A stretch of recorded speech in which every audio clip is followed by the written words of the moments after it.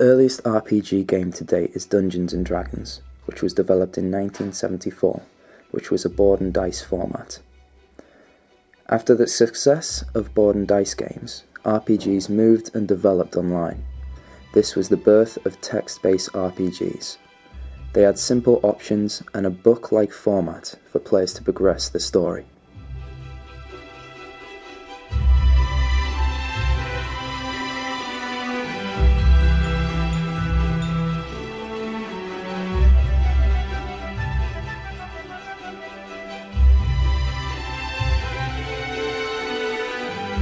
For me, it started as a child, so playing Dungeons and Dragons, Hero Quest, the possibility that I can, even as a child, write my own, play my own story, was quite empowering as a young person, so it made me want to go out and do things my way, so, it gives you a bit of confidence, in the greater world. RPGs sell really well, especially in Lincoln, it being a uni town. Originally, RPGs were exclusively played by uni students in the 70s, early 80s. People coming to university wanting to socialise. Role-play games are the best way of getting a group of people together, hanging out and playing an adventure.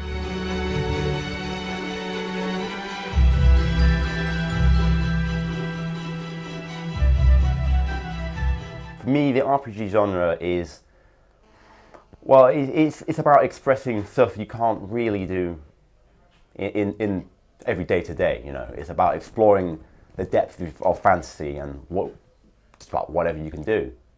It introduced me to the RPG genre was probably, I'm going to say Fallout, probably. It was the first game I played, but at the same time I played things like Oblivion, played a bit of Mass Effect and a few other similar games.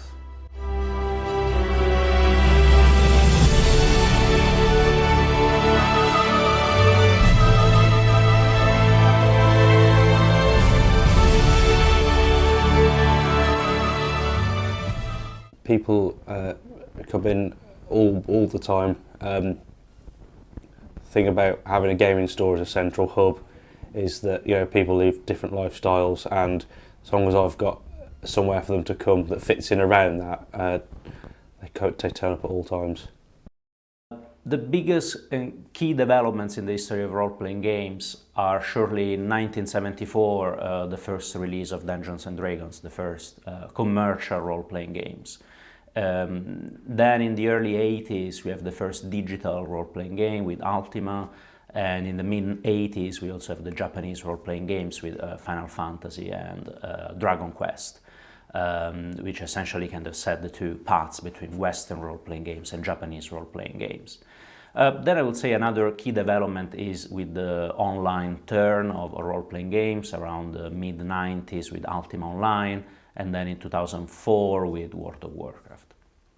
Okay, it's difficult to say what makes an RPG because in a traditional sense an RPG is a game where the player can improvise and invent new stories and decide what the character, what his main character is going to do in a very free way, which of course is not possible in video games. So what we usually mean with role-playing games when we refer to video games in particular, it's usually a specific kind of game design strategy where the player can develop his own skills and improve the main character and guide the character through a narrative which is usually very long and developed.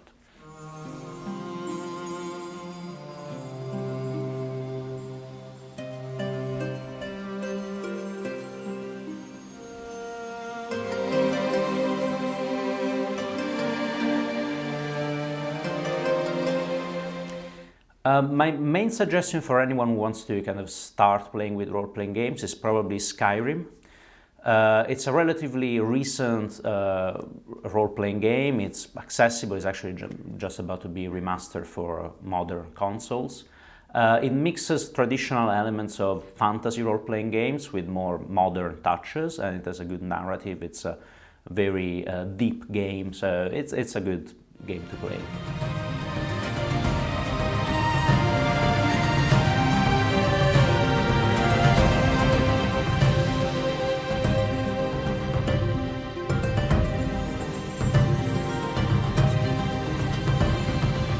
The main change is acceptability of role-play games.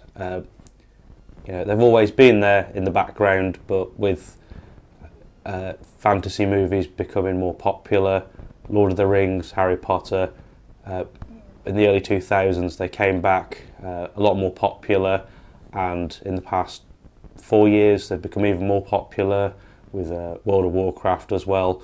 People just playing by association, really, of their own personal hobbies. Any change is good change, and with the acceptance of role-play games and fantasy and being a geek, it just means that there's a bigger player pool, so there's more people to play, which stimulates the growth of the role-play hobby. The decline of RPGs occurred during the mid-1990s. The advancements in technology and CD-ROMs made it difficult for the developers to keep up and set new standards and expectations with customers and distributors. They became harder to produce and became less frequent.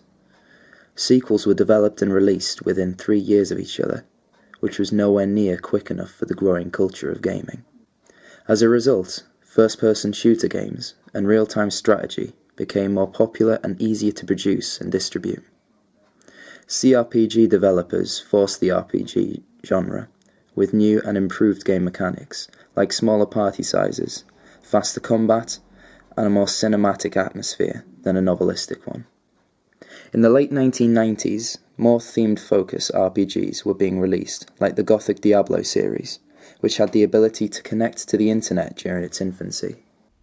Well, role-playing games have been very influential for the skill-based system. So it is essentially a system where the main character develops his own experience and skills by playing through the game. And this was a feature of the traditional pen and paper role-playing games, and it's been translated into the digital form in role-playing video games. To the point that actually the skill-based system is now very popular in video games that are not necessarily role-playing games. So it's been a very influential game design technique.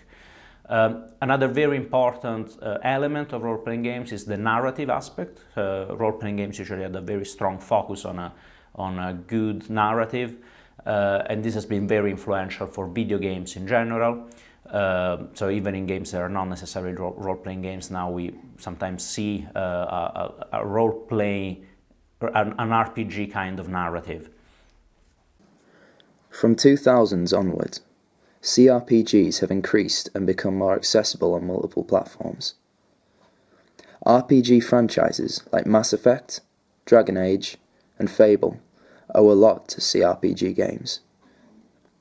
And pen and paper RPGs have influenced and adapted over the years, and they are still played and bought to this day by loyal customers. That is a difficult one. In terms of preference, I mean, Dungeons and Dragons, sort of pen and paper version, is one of the best games I've ever played. But at the same time, I'm not going to say I haven't played a ridiculous amount of time on Skyrim or Fallout, or any other related games of RPGs. So it's difficult, but probably pen and paper. Well, I started playing RPGs before playing video games. So D&D, Vampire, Cthulhu, the classic role-playing, pen and paper role-playing games have been very influential for me.